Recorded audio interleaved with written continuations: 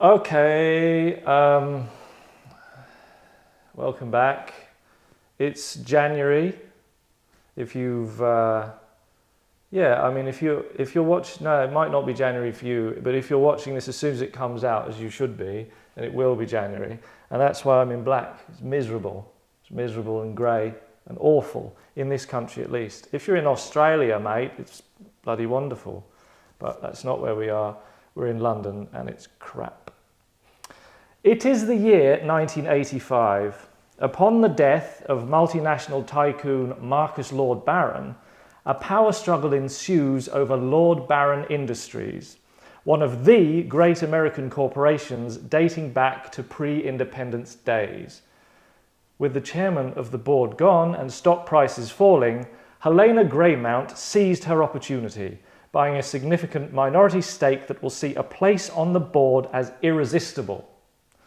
Lord Baron Industries has been a male-only board since 1759, and the incumbents are none too happy about the new gal in town. Discuss theme and choose roles. Okay. Welcome. Welcome to the jungle, as Axl Rose famously said over and over again in that 4-minute song. Now, in this scene, we are covering a theme which it's not new. I mean, you actually see it all the time still, and people pretend that it's new, but it's not. Where a girl comes in and shows the boys that they've been wrong all along and they, should take her seriously, and they're like, oh, no, oh, can't believe it. The girls are good at football, and we underestimated them. She bent it like Beckham. Yeah, you see exactly. So this is it. This is like saying a girl is as good at football as David Beckham. And obviously it's nonsense, but this is what they do in fiction, and it's wonderful. So what would be good to do is to work out who is going to be what in this specific scene. Now this is for a spin-off of Dirty Rascal Magazine, which is, I think, it could be a very special series, set in the 70s but shot in an 80s style. Now this is a later spin-off, set in the 80s, but also shot in an 80s style, because we need people to sort of deal with the fact that it's the same thing. By 1985, we'll be on season 14 of Dirty Rascals, so you need to have the equivalent of a Knots Landing if you ever watched Dallas. Yeah? No. I know about him falling asleep for a season, but is it all a dream? Bobby? Yeah. Oh, God. Right, yeah. So, does anyone know about what happened to Bobby in the shower in Dallas? He wakes up and he was murdered. She wakes up. So what they did, season 4 or 5, I don't know exactly. It'd been successful, right? Bobby gets run over by a car and he dies. And they do that whole flatlining thing and the doo, come on, Bobby, wake up, Bobby. Bobby dies. Next season, Bobby's dead because Bobby died, right? Yeah. So they do a whole season. What happens to the ratings? Because everybody loved Bobby. Not good. Not good. No, they did that too, right? So, what was the solution? What would your solution be? Bring him back. With superpowers. Oh. Oh. Yeah. Do a what? Bring him back with superpowers, That is, they didn't go that far, but to be honest, that was probably on the next page of their ideas. They did bring him back. The what? Like do a panic draft, like superpowers, all that. Yeah, there was enough panic going on, I think, that they said, right, we need to sort these ratings out. So what they did is they did bring him back. How did they bring him back? Oh, he didn't really die? Okay, he didn't really die. How did he not really die? Right, well, his wife, who I think may have married someone else in the season that followed where he was dead, she wakes up one morning, there's someone in the shower. She doesn't expect someone in the shower. She pulls the curtain across because it's a family show, from the waist up, Bobby's in the shower. It's all a dream. Good morning. How did he get there? It was all a dream, yeah. Oh. I mean, he could have had an identical twin. That's another thing they could have done, but it wouldn't have been Bobby, and that would not have solved the ratings problem. But Bobby's brother could have died. That's JR though. You can't kill JR, isn't it? They did kill JR though, didn't they? They shot JR. They just shot him. Yeah. He survived the shooting. That was the other thing. Yeah. You can survive shooting but not a car in Dallas then. There was a what? You can survive a shooting, but not a car in Dallas. Then. That's probably true. It was a slow-mo car, because I remember the scene. You go, and the way he fell off it, you'd be like, "Oh, that hurt his leg a bit," because they did it in slow motion.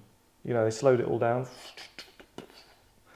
and you go, "Oh, that probably hurt Bobby." And the next thing you know, he's dead. But of course, he didn't really die. Seems like an overreaction, anyways, to die from a hurt leg. I mean. Well, this is it.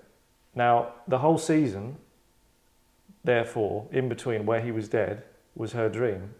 Quite how you dream things that other people are talking about that are somewhat trivial.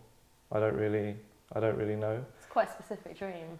Very vivid, very vivid. Where these people talk to this person about that, and you know, and you have one night where you do probably, I think they did more than 20 episodes. So you would. So one night you're asleep for 8 hours, but you dream probably 17 hours? That never happens. I mean, it's never happened to me, but it happened to Pam. And all the people who'd been hired and had storylines in that season were sacked. Oh gosh. Because they didn't exist. They were a Right. figment of her imagination. And that's how the cookie crumbles. Show business. It's tough, but you know, it's all about racings. So, characters that we have here. Terence Goldstrong, who is the current chairman of the board. Helena Greymount, who we've mentioned, she's just taken a significant stake and requires seats on the board and comes in and causes quite a stir. We have Deirdre Dinkles, who's, you know, as friendly as that sounds. And probably I will take the other role, which is Paul Lemon. He doesn't say very much. He's a bit of a lemon in a way, which is kind of why I gave him that name. We might change it when we're actually filming this. You know, I have to decide how important Paul is. I'll be Paul Lemon. So, I think we have a Terence Goldstrong probably there. Sounds good. Now, Where my gold? who is going to take on the feisty Helena Greymount, and who's going to take on the slightly mousy and put upon Deirdre Dinkles? But she's not stupid, by the way, because I like to write sort of whole characters, no matter how sort of important they are. Again, I mean, I've said this before, but you rarely see that. I mean, quite often, you know, writers kind of like rack their brains and they come up with 1.5 good characters in a whole season. I would be retching in the bathroom if I did fewer than 17. So, pick Deirdre, Helena, Deirdre, Helena, Deirdre. How do you feel? I mean, I am wearing glasses, so I sort of feel like I could be a secretary. Yeah. But I'm also like twice your size, so it gives me like some stature, you know what I'm saying? Oh, okay. So, You do have the authentic kind of accent. Actually, is this set in? yeah, where is it set? It is American. It's American. Oh. But But she could be like a woman of the world.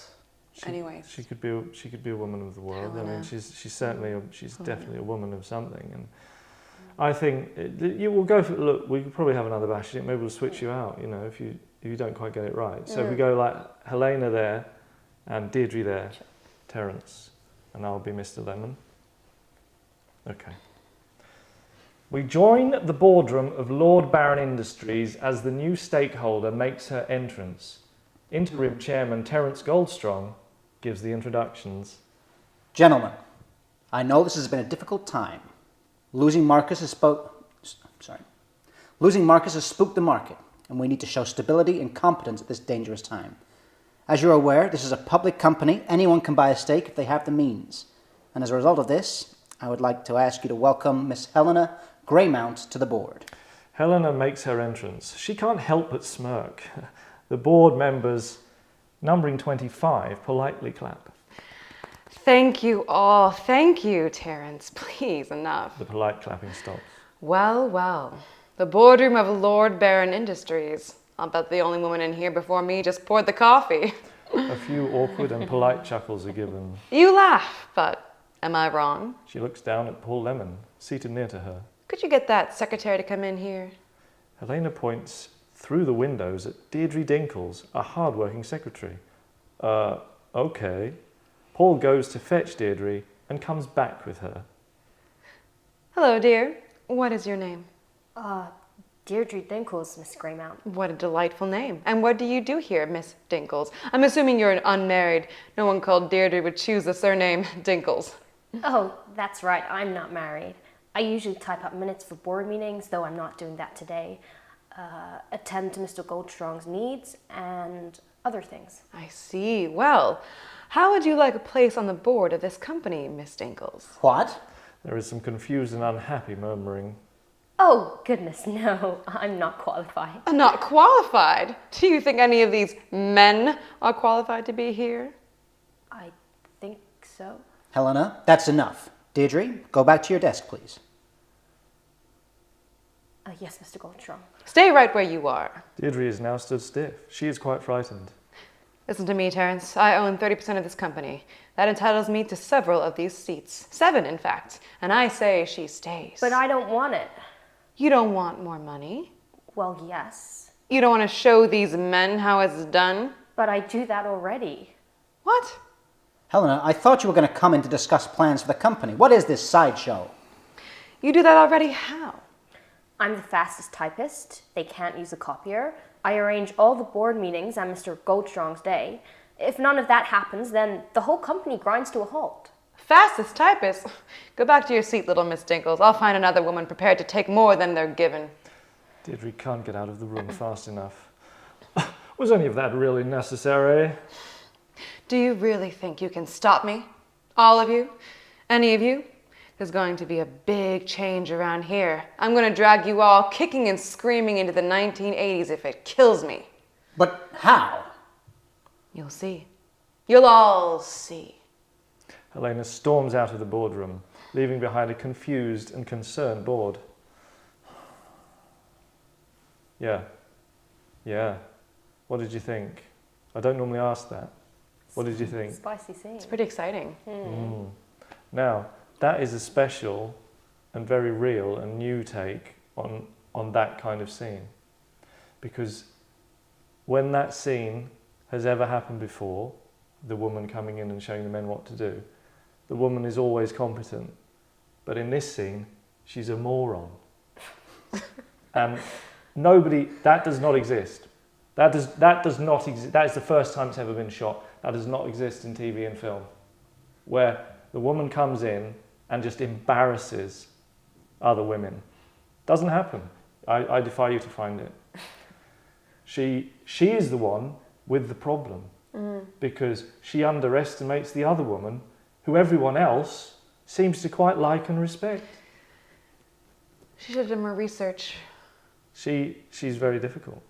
It's very rare you see them trying to bring somebody else in at the same time as well. Usually with those sort of films, it's you get one woman who gets to the height and then starts lifting everyone up. This is like, she comes in and starts like grabbing more people in. She's so crazy that she's probably like, well, I can just control her anyway. Yeah. And we're showing these people what to do. Certainly the point where she says, would you like a seat on the board? That's where you get a kind of extreme close up there. Like, you probably have a fade down and an ad break because you can feel it. Cliffhanger. Maybe if we did it again, we'll put the ad break in. Okay. Like we won't have adverts, but you'll do the line twice. One of the things that they used to do, shooting in this style, I mean, they used to do it, and so we're going to do it also. Shooting in this style is they'd actually do 2 takes. So they'd have the take before the break, where you say, maybe she should have a place on the board. Da da da, fade. They do the ads. You come back, and they'd actually have a second take where you're saying it slightly differently. It'd be a different shot. People aren't really aware that would happen, but they wouldn't use the same shot. I wonder why they don't do that anymore. I don't know, because it's really exciting. You just don't feel like you're getting cliffhangers all Fewer the way adverts, through. really. There's fewer adverts, I suppose. In America. America's crazy. I mean, it is, isn't it? Yeah, it is. I mean, it's mostly facilitating adverts. Even the sports facilitate adverts. You know, they could play basketball for longer than they do. Do they need that many timeouts? Yeah. No. It's about adverts. Yeah. The sport was designed around adverts. How come soccer is not as popular in America as it is in other places? Because you get 45 minutes where you can't go away from it, because you can't go, oh yeah, someone scored while we had an ad break. You can't do that. They have to continually watch it, and they're just not used to it. They're like, Yeah, where are the adverts? Yeah. I never thought about that. That's why they always stop in American football. You know, they stop and they line up again. It's like they could put an advert there, just Yeah. if they wanted to later on. Right. Timeouts as well. Yeah, They've got more than they need. I think 3 is okay, but like they got like 7, don't they? at least. Not happy about it. Now, we did say first time we said we might swap you two. Now, do you feel the need to do that, or would you like to just really nail down the parts you have? Be interesting if you said something different, because then I'd have to pull rank on it. But what do you rank? What do you think? Would you like to be her, or would you like to do what you did, but even like with another go? I feel like I'm gonna controversially just say the opposite, so that you can pull rank. There is no opposite, because we don't know what she's saying. What are you gonna say? We don't know what Let's change it. she wants to change it. What do you I was think? gonna say let's change it. Oh, damn. No, I don't believe you, but No, I definitely was. I'm not attached to Helena. We're so connected. no, we'll stagger on. So we are changing. Yeah, Okay. I mean, this is like a benign dictatorship, I suppose, where you have like an idea of democracy at low levels. So you're the low level democracy, but I'm the benign dictator, and that's you get your way sometimes because I didn't care that much. Because of the benevolence. I think for you, It's the illusion of choice. yeah, but I mean they did on. I can't prove it. Well, I've proved it there. Terence Goldstrong. His name's Goldstrong, so he's a bulldog. He's a proper. He's the chairman of the board of the. So just really, I'm Terence Goldstrong. He doesn't say that obviously because you don't say your own name very often. We join the boardroom of Lord Baron Industries as the new stakeholder makes her entrance. Interim Chairman Terence Goldstrong gives the introductions. Gentlemen, I know this has been a difficult time. Losing Marcus has spooked the market, and we need to show stability and competence at this dangerous time. As you're aware, this is a public company. Anyone can buy a stake if they have the means. As a result of this, I would ask you to welcome Miss Helena Greymount to the board. Helena makes her entrance. She can't help but smirk. The board members, numbering 25, politely clap. Thank you all. Thank you, Terence. Please, enough. The polite clapping stops. Well, the boardroom of Lord Baron Industries. I'll bet the only women in here before me just poured the coffee. A few awkward and polite chuckles are given.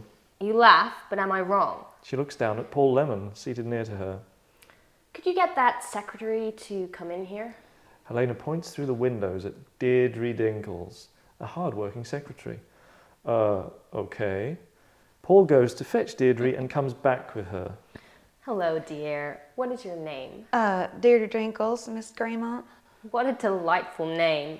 And what do you do here, Miss Dinkles? I'm assuming you're unmarried. No one called Deirdre would choose the surname Dinkles. Oh, that's right. I'm not married. I usually type up minutes for board meetings, though I'm not doing that today. I attend to Mr. Goldstrong's needs and other things.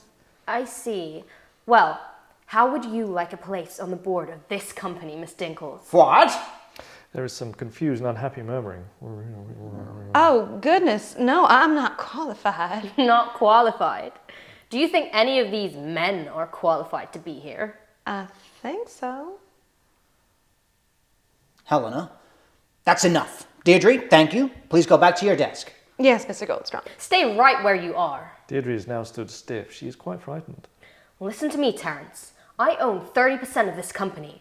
That entitles me to several of these seats. 7, in fact. And I say she stays. But I don't want it. You don't want more money? Well, yes. You don't want to show these men how it's done? But I already do that. What? Helena, I thought you were going to come in here and discuss plans for the company. What is this sideshow? You do that already. How? I am the fastest typist. They can't use the copier. I arrange all the board meetings and Mr. Goldstrong's day. If none of that happens, then the whole company grinds to a halt. fastest typist. Go back to your seat, little Miss Dinkles. I'll find another woman prepared to take more than they're given.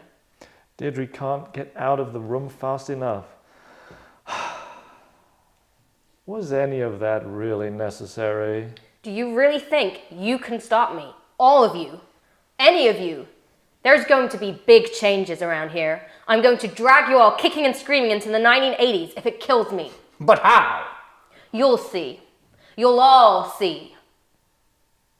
Helena storms out of the boardroom, leaving behind a confused and concerned board. Yeah? Confused and concerned. So if you're confused, you're like, but if you're concerned as well, yeah? It's a lot of eyebrows. Yeah. Powerful. Roger Moore knew, though. Some interesting things there. I enjoyed it.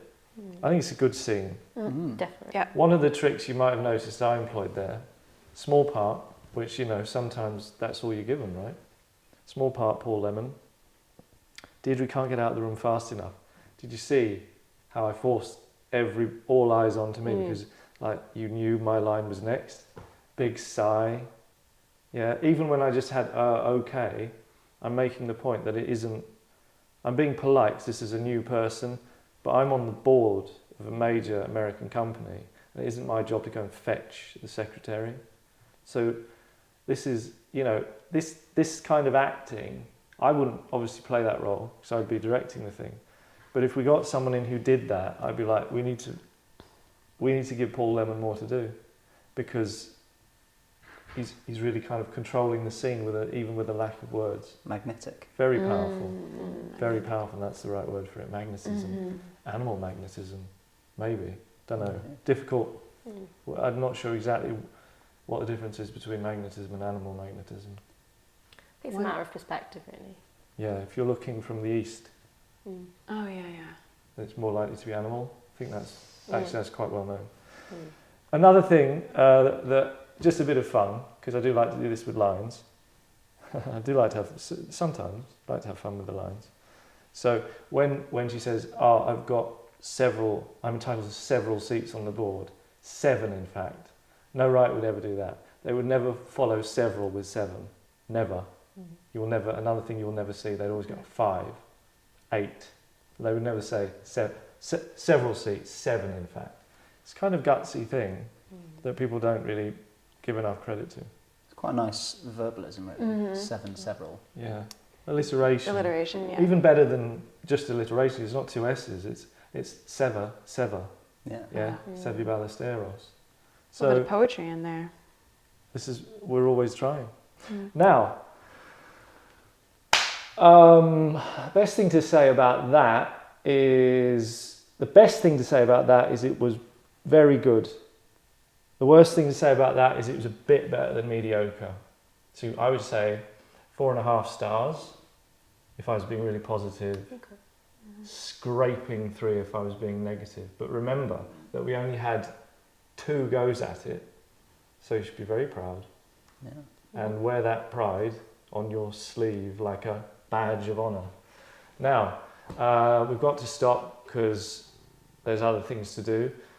If you enjoyed that little journey into 1980s corporate America, you can vote for it by liking the video. And you have to like the video, or a woman comes here and complains at me for not asking you to do that. If you don't want to like the video, I'm surprised you're still watching it. But, that's on your conscience. So, we'll see you next time. Bye.